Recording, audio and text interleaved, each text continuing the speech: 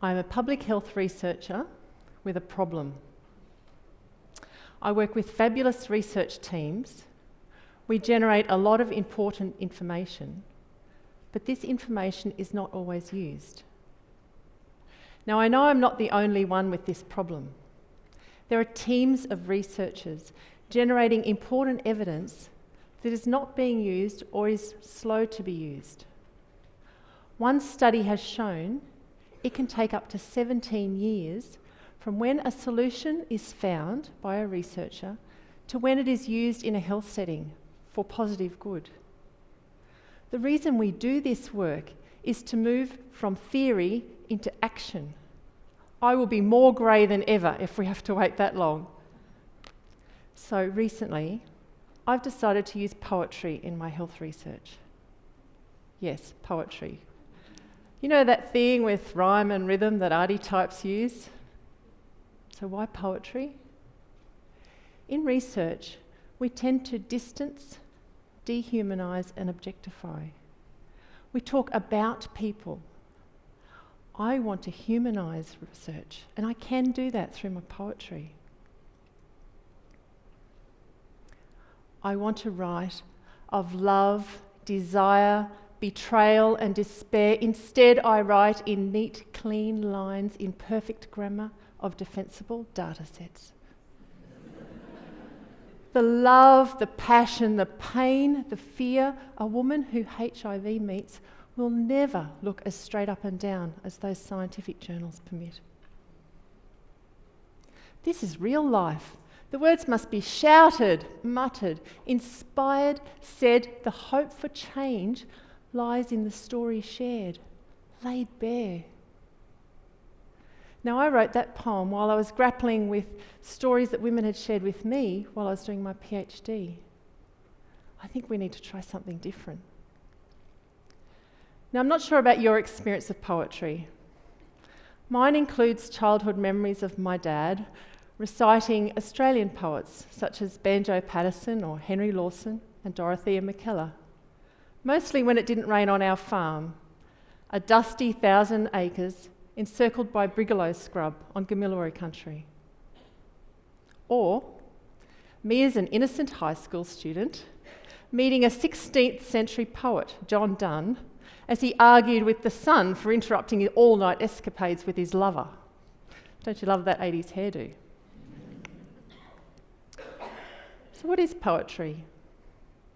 One of my recently passed heroes in the emerging field of poetry research, Professor Carl Lego, said poetry is pleasure, prayer, presence, performance, and prophecy. So how has poetry met science for me? Jackie Kay, a Scottish-Nigerian poet who I love to read and listen to, explains you cannot hear a poem coming. Its wings as soundless as a night moth's. Nor call it to heel or follow as you would a dog. It is not biddable, it has no tomorrow, and it will not fly in, even if you leave your window wide open.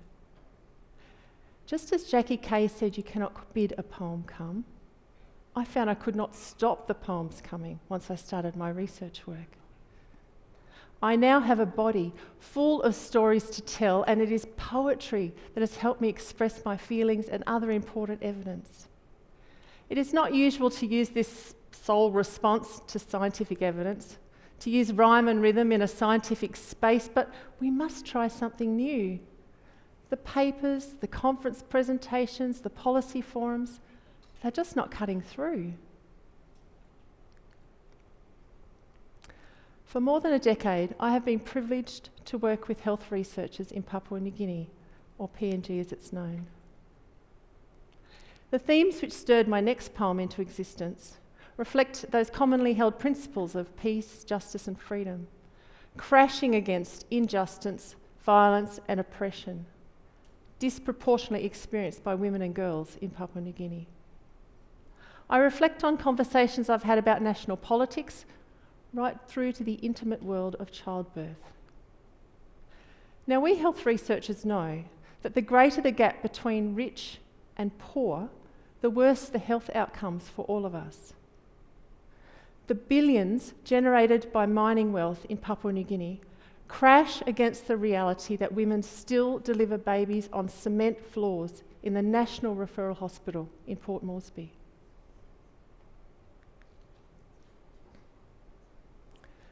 The computers don't work, but the people smile.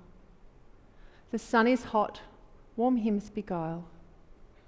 The road is unsafe, but the paths are raked.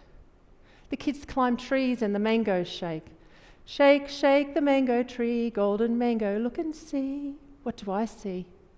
I see a white woman in a land of brown, enveloped by the past, smiling, you go first, crashes with, I'll take that, all the while hoping it's taking a new shape. Shake, shake the mango tree, golden mango, look and breathe. You tear me apart, breezy PNG, land of the unexpected and watching on me. I live in the moment, but I fear my next step.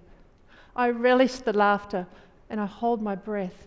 Shake, shake the mango tree, golden handshake. You piss me, big men, you pray, you swear allegiance, but you care for who? No longer corrupt, we've changed the law, sir, moving the ground from on which we stand, and I am feeling it shake. Shake, shake the mango tree, golden mango, look and weep. I hear a new song of justice, of peace. Can't see healing yet. Try and say him diwa te sol. Just try shaking the tree. While in that poem I share my observations and my embodied experience of conducting research in PNG, there are other ways we can use poetry to try and encourage change. I'd like to try something together. I can share data with you on this graph, which shows the number of people who are living with HIV who are not receiving treatment. This is represented by the grey colour. Or I can share some data reported to me by health workers and health educators at the National Referral Hospital in Port Moresby about someone who did not receive their HIV treatment.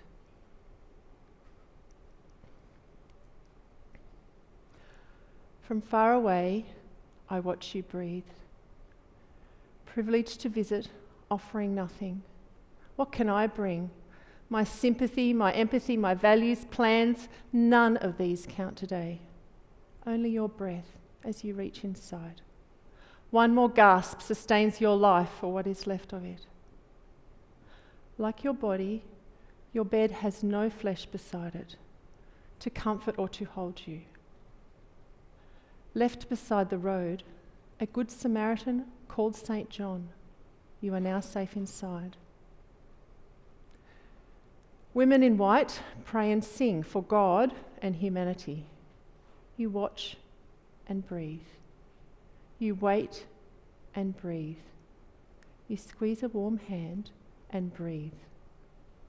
When the angels return, sustained by lunch, your body is covered in white too, but you are no longer there. Now I ask you, which form of the data impacted you the most? The graph or the poem? As I've shared my poetry, I've looked out and I've seen people looking sobered, shedding a tear, requesting copies of poems later, but most importantly, storying back, sharing their own stories in response to the story that the poem has told.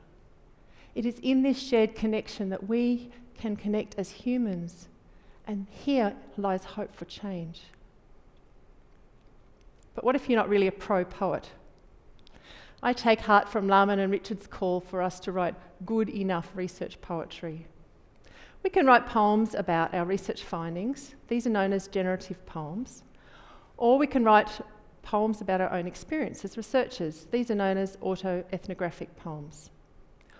We can even write poems using the exact words that people have shared with us in interviews. These are known as found poems. Standing on the shoulders of giants such as Lego, Faulkner, Prendergast, Richardson, and the growing community of poet researchers, we have the chance to collide the worlds of science and poetry. Now, we know we have a thinking brain and a feeling brain. Our thinking brain is really important. It helps us to count and read graphs, such as the one you've just seen, while our feeling brain is the part that helps us to decide on what is important. It is our feeling brain that helps us to decide what we should act upon. Poetry can elicit feelings which can bring action. Herein lies the hope for health-promoting change. As the astounding Audre Lorde wrote, poetry is not a luxury, it is a vital necessity of our existence. It predicates our hopes and dreams towards survival and change, first in language, then into action. I'm convinced that poetry is not a luxury in health. If we can elicit feelings that bring about change, then together with health policy makers, health researchers, and all of the community, we can decide on what's important and really take action. I'm convinced that poetry can make us healthy. Thank you.